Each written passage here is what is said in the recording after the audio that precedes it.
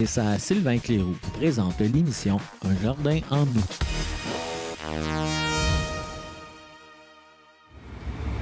Bonjour et bienvenue à Un jardin en nous. Ici Louise Arcan. Comme Noël arrive à grands pas, on parle de poinsettias.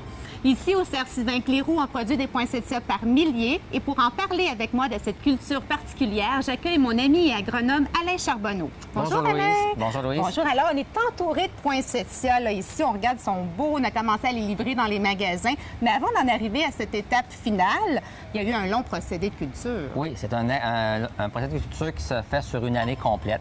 Donc, déjà, les gens de l'horticulture, les compagnies, sont en train de travailler sur la saison des poinsettias qui va être livrée au mois de décembre 2015. La culture commence, on fait des plants en mer à partir de maintenant jusqu'au mois de mars. Après ça, de mars à avril, on ramasse des boutures pour les faire enraciner durant le mois de juin. En juin, on fait enraciner les boutures. Les boutures sont arrivées ici au Cerf en juillet.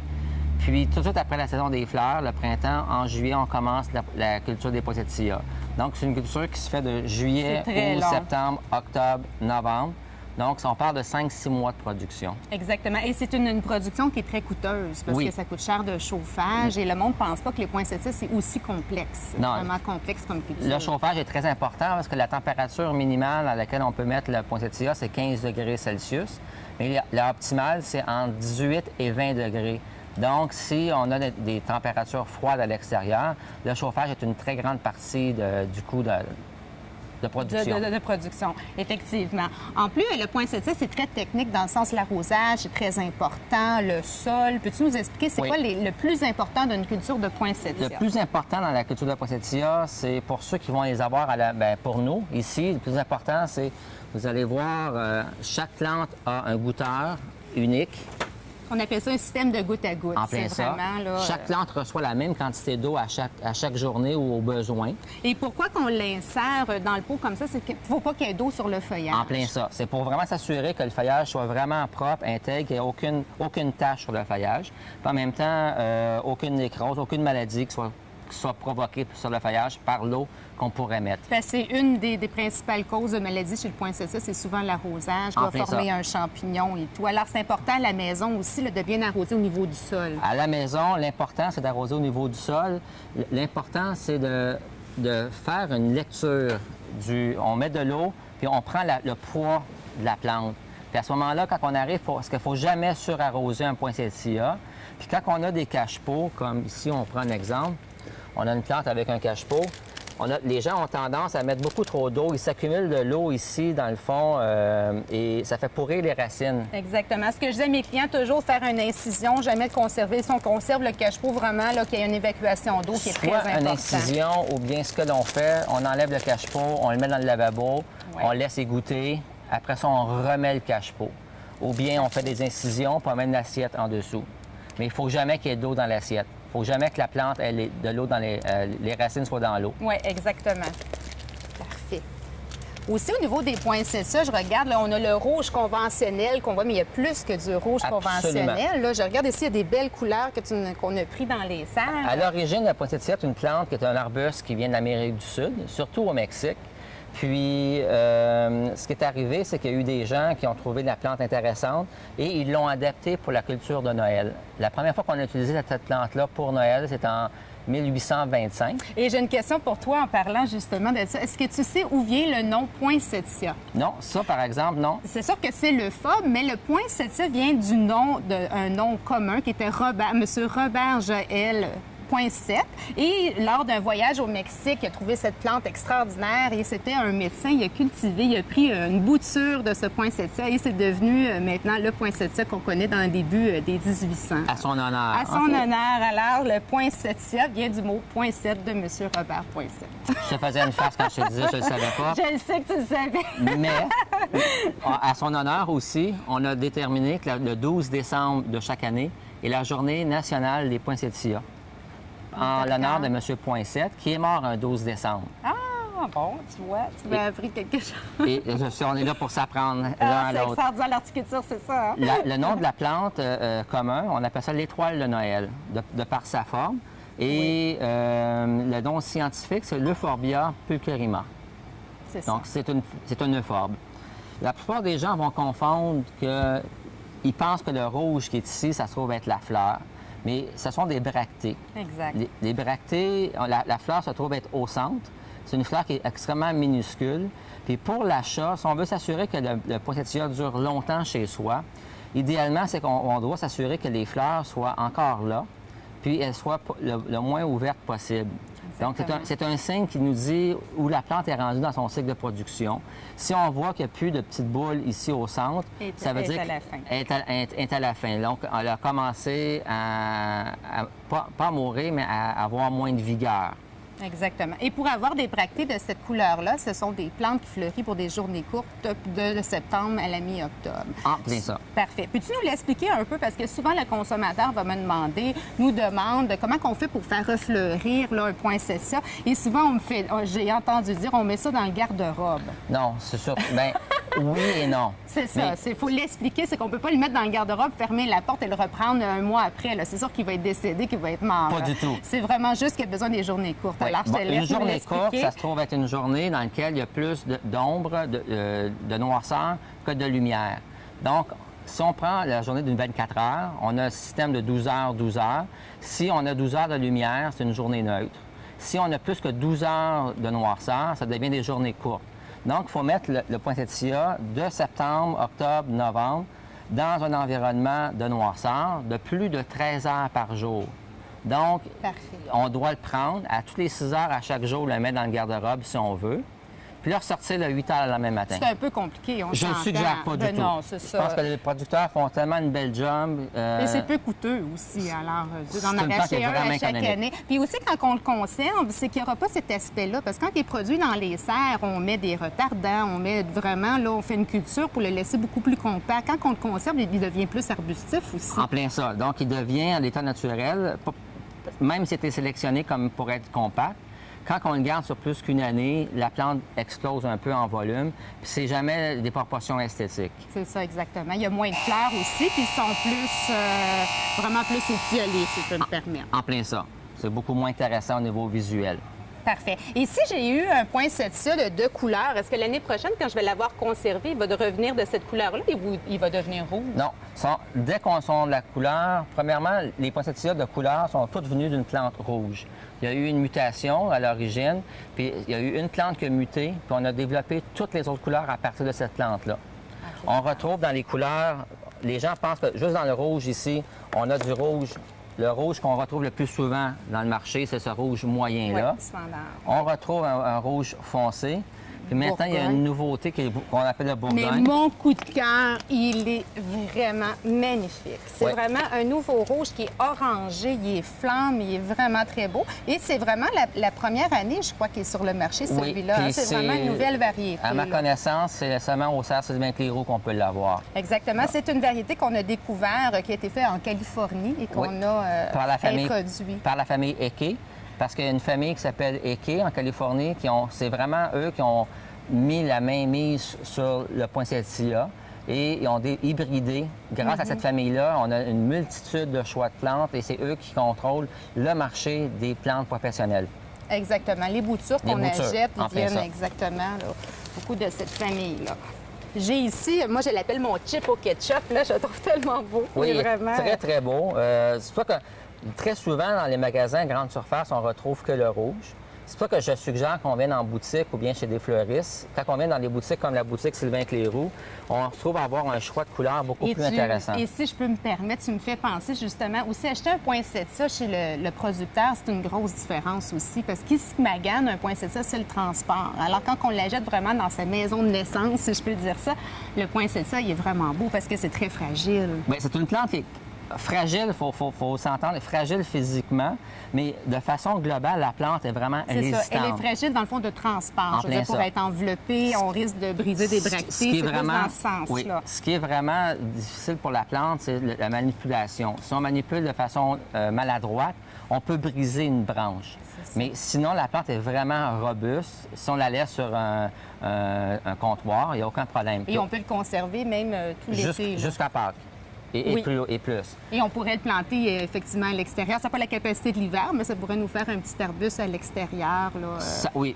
Durant l'été, les bractées rouges vont devenir vertes. Donc, ça devient une plante verte. Mais durant de décembre jusqu'à Pâques, on pourra avoir des bractées rouges. À la maison, le plus important à faire aussi, c'est de le mettre dans un endroit où il n'y a pas de lumière directe, une lumière indirecte, puis pas près d'un calorifère. Oui, c'est ça. Parce que loin des bouches de chaleur. Loin des bouches de chaleur. Si on a un environnement sec, on peut vaporiser de l'eau dessus à l'occasion, une fois par jour. Mais sur le feuillage? Sur le feuillage, oui. Okay. C'est suggéré si l'environnement est vraiment sec dans notre maison. OK. Mais sinon, on ne fait jamais ça.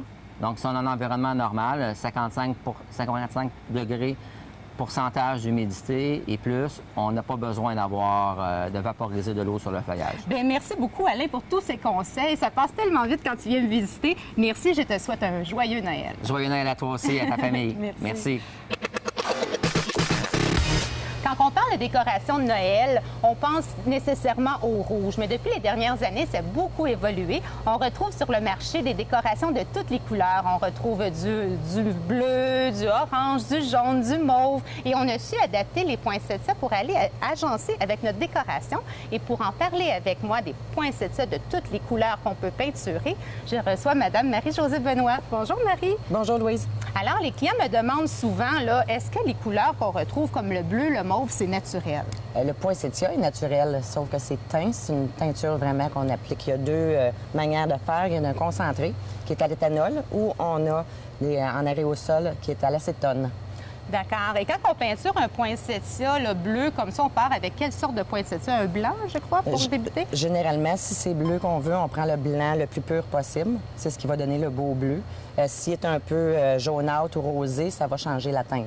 Ça dépend toujours de l'effet qu'on veut. D'accord. Est-ce Parce que ça la va couleur abîmer? du fond vraiment fait une différence. OK, excuse-moi. Est-ce que ça va abîmer le poinsettia d'appliquer une peinture comme ça? Non, ça ne l'abîme pas du tout. Il va durer aussi longtemps qu'un autre poinsettia? Oui. OK. Puis au niveau de l'arrosage, est-ce que ça a des chances de déteindre? Parce qu'on a ça dans le salon. Ça sèche, là. ça bouge plus. Ça bouge plus? Non. D'accord. Alors, c'est quoi les couleurs les plus populaires? C'est-tu le bleu? C'est vraiment le bleu. C'est vraiment le Oui. bleu. Il y a le mauve aussi qu'on a vu pas mal les dernières années, là, qui était pas mal populaire. Alors, peux-tu nous montrer comment on applique cette peinture-là? Bien sûr, il faut se protéger les surfaces alentours, très important parce que ça tâche énormément. Oui, on le sait. Nous, on en peinture beaucoup et ça tâche. Fait que c'est une bonbonne comme ça à pression. C'est pas compliqué. c'est On y beau. va. Le va-et-vient, puis on s'assure de faire toutes les bractées en dessous aussi.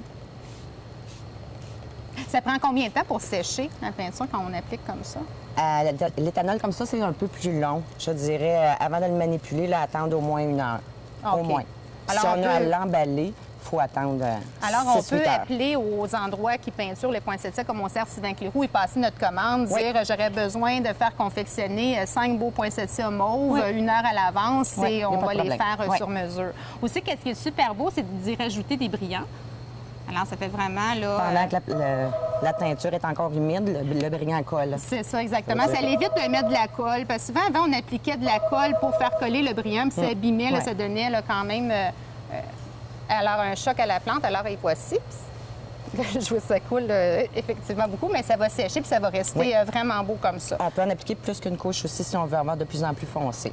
Oui, puis on peut faire des agencements de couleurs, c'est super Oui. beau. On peut mettre juste le bout là, des bractées bleues, faire vraiment des effets. Des là, effets spéciaux. des effets spéciaux avec les poinsettias. Super. Et un poinsettia qu'on conserve comme ça, là, qu'on le garde pour l'année prochaine, c'est évident qu'il va revenir blanc. Il ne reviendra pas là, avec... La nouvelle pousse va sortir de la couleur naturelle. OK, C'est juste qu'il a été teint. La teinture reste juste où est-ce qu'elle a été posée. Tout ce qui va pousser par la suite va redevenir naturel. OK. Est-ce que cette peinture-là, je pourrais l'appliquer sur d'autres sortes de plantes? Oui, Est-ce que- aucun problème. je On peut le pourrais faire sur des chrysanthèmes, on peut le faire sur des hypoestes qui sont blancs. Toutes les feuilles, tous les feuillages ou les fleurs pâles peuvent OK, être... puis ça ne l'abîmera pas. Fait que c'est non. fun, des fois, d'user de fantaisie. On fait un souper coloré, on peinture nos plantes. Super. Ici, je vois ici, là, ça, c'est vert lime. Oui, j'en ai Wow! fait un ici. Ah!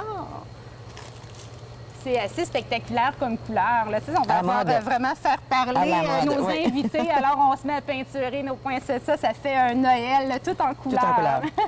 Et original. Bien, merci beaucoup pour ces conseils. Et bonne plaisir. peinture et un beau Noël. Merci, toi aussi. Merci. Pour cette chronique, on va confectionner ensemble des arrangements floraux vraiment spectaculaires, des arrangements faciles à faire et vraiment à moindre coût. Pour commencer, j'ai choisi un pot. On va prendre le pot qu'on a à l'extérieur. On n'achètera pas de pot. On prend nos pots. Et l'important, c'est de choisir un pot qui va rentrer à l'intérieur de celui-ci. Alors, moi, j'ai vérifié, j'ai trouvé un pot, je l'ai inséré à l'intérieur de mon pot. Ensuite, on le remplit de terre. On va faire un arrangement pour l'entrée de notre maison. Alors, je le remplis de terre. On aurait pu mettre du styrofoam, du gravier, mais c'est trop compliqué pour rien. Alors, on met de la terre, tout simplement. Ensuite, j'étais à l'extérieur de ma maison, j'ai ramassé des branches. Si vous n'avez pas de branches à la maison, vous pouvez aller où ils vendent des sapins de Noël. Ils vendent ça vraiment pas cher. On peut confectionner un arrangement comme qu'on va faire là, pour à peu près 20 $. Alors, j'ai commencé, j'ai trouvé des branches de bouleau. L'important pour savoir la hauteur un peu qu'on va commencer, il faut se prendre à peu près 1,5 fois la hauteur de notre pot là, pour avoir un beau visuel. Alors, je commence avec ma première branche que je vais insérer, ma branche de bouleau. L'idée, c'est de faire un peu un triangle. Quand on fait de la confection florale, peu importe qu'elle soit extérieure ou intérieure, c'est de toujours aller en forme d'un sapin de Noël. Alors, je me dépêche pour vous prouver que ça va vite. Ensuite, j'ai des branches de cornouiller. Ça, on peut les couper à l'extérieur, pas de problème, ça repousse très, très bien au printemps. Alors, on va prendre plusieurs branches de cornouiller. Ça, avec la nature, là, on peut confectionner plein de choses. J'ai un petit ami ici à côté de moi là, qui était fait à scie mécanique que je trouve merveilleux, juste avec des bouleaux. C'est un monsieur qui fait ça dans le Nord, monsieur Desrosiers. C'est magnifique. Alors, je mets mes branches de cornouiller. En les rentrant dans la terre comme ça, c'est vraiment très simple. Puis quand on va arroser, ça va geler, ça ne bougera pas. Puis vu qu'on a un autre pot à l'intérieur, ça ne brisera pas notre pot. Alors, vraiment, je mets plusieurs branches. Je vais vous le tourner après, il est plus beau. Il va être plus beau de mon sens. Alors, j'ai assez de branches, là. Ensuite, on va prendre du sapinage. Le sapinage, on va l'installer un peu plus sur le côté, justement, pour faire là, la forme que je vous ai dit de triangle. Quand on regarde la branche, si on le met comme ça, il va aller vers le haut. Si je le mets par ici, c'est la forme naturelle de la branche, va aller par en bas. Moi, j'ai choisi de donner un pan plus vers l'extérieur, donc je vais l'installer comme ça. On essaie de choisir des branches à peu près de la même longueur pour les côtés. Et on peut se permettre de les mettre un peu plus hautes à l'arrière. Je vais essayer de faire ça là, très rapidement pour vous montrer que ça va très, très vite. Et tout le monde peut faire ça. C'est vraiment simple. Si on n'a pas de boulot, on aurait pu mettre des branches de cornouiller. On pourrait mettre des branches, n'importe quelle sorte de branche. Il faut juste user un peu d'imagination. Dans la nature, là, il y a tellement de belles choses qu'on peut récupérer. Ensuite, j'ai du pain ici que je vais installer dans le milieu. Aussi, quand on coupe nos arbres, c'est important de découper intelligemment. Il ne faut pas créer des gros trous dans les arbres parce que ça ne reviendra pas nécessairement très beau l'année prochaine. Alors, et voilà. OK, je continue. Ensuite, j'ai du cèdre. J'adore le cèdre. Je trouve que souvent, on n'a pas tendance à vouloir l'utiliser. Puis, c'est un beau pan, puis ça a une couleur différente. Alors, je trouve que ça met vraiment une belle lumière dans les arrangements, puis ça sent bon. OK, j'ai été un peu rapide, là. Mais c'est quand même très joli. Alors, je fais ça très rapidement. Ensuite, comme décoration, on peut regarder ce qu'on a à la maison. Si on a des belles boules de Noël, on met des belles boules de Noël. C'est sûr, si on a un gros arrangement, on va favoriser pour avoir des décorations qui sont quand même assez grosses. Ensuite, on retrouve sur le marché, là, on a beaucoup de matériaux qu'on peut utiliser, des beaux rubans, de la tulle, on pourrait mettre de la tulle. Moi, il me restait de la jute à la maison quand j'ai abrié mes arbres, alors je vais utiliser de la jute. Ça, c'est assez simple, là. C'est des rouleaux qu'on peut acheter comme ça pour faire notre protection hivernale. C'est très peu coûteux. Ensuite, on s'en coupe des morceaux. On le plie simplement. On se crée comme une genre de boule. Et on va l'attacher avec une broche. simplement l'attacher avec une broche. Et on peut prendre là un pic à brochette pour les insérer dans notre terre. Et ça va être vraiment très simple. Moi, je vais les mettre juste comme ça là, pour vous montrer. On peut en mettre plusieurs. Et voilà. Ensuite, on peut insérer des boules de Noël. On peut faire la même chose. On le met sur un pic à brochette tout simplement. On le tourne et on l'installe. On va enlever le tri. On en met 3. C'est toujours plus beau des chiffres impairs. Alors, on peut en mettre seulement 1 ou 3. On va insérer ici. Et voilà. On peut se faire une magnifique boucle. Puis les boucles, si on n'est pas habile, on peut acheter des boucles là, déjà toutes confectionnées. C'est vraiment pas dispendieux. C'est très joli aussi. Et on va se mettre une belle boucle pour terminer le tout. Et on va aller terminer avec quelques belles branches pour la finition. Et on va avoir un arrangement là. J'ai été un peu rapide. Mais quand même.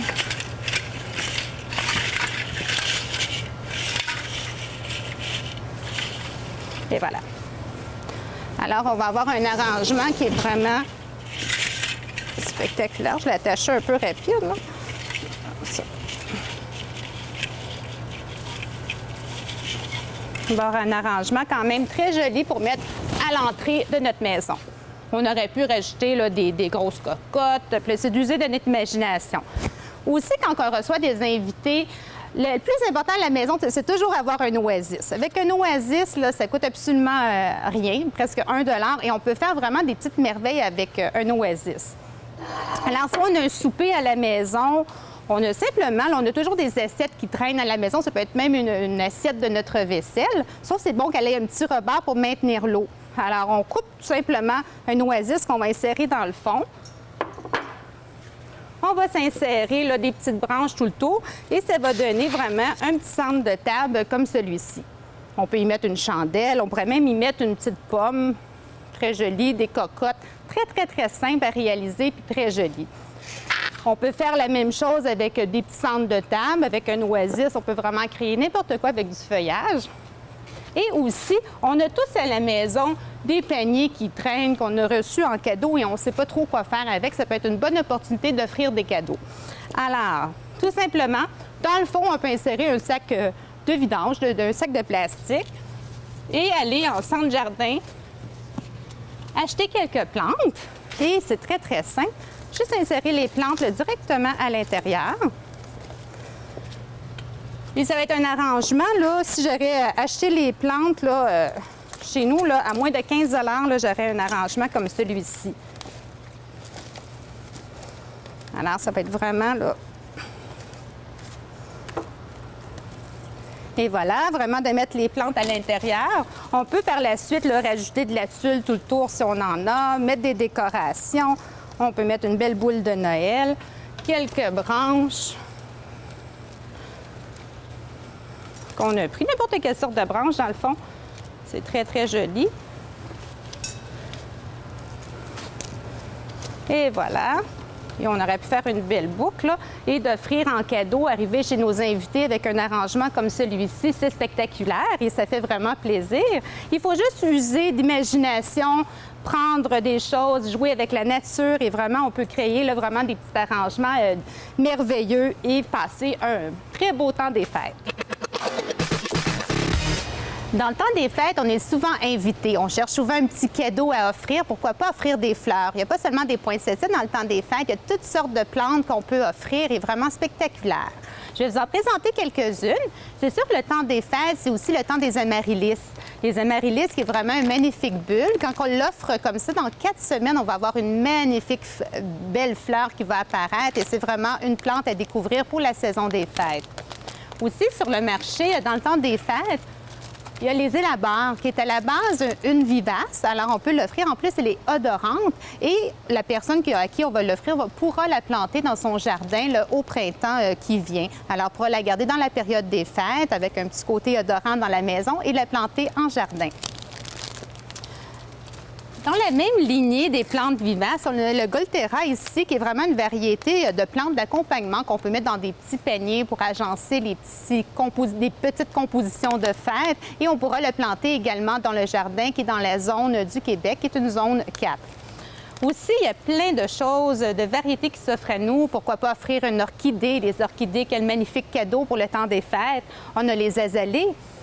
Les azalées, c'est une de mes fleurs préférées et en plus, elle a la capacité d'être une plante odorante. Alors, si on la met dans la cuisine, c'est une plante là, qui a la capacité là, d'aérer tous les polluants qu'on a au niveau de la peinture, des détergents. Alors, l'azalée, c'est vraiment un choix à offrir. En plus, c'est un choix santé.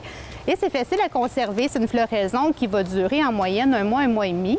Ensuite, on fait simplement la tailler après la floraison. Elle va refleurir au printemps là, avec des bonnes conditions de vie. J'ai aussi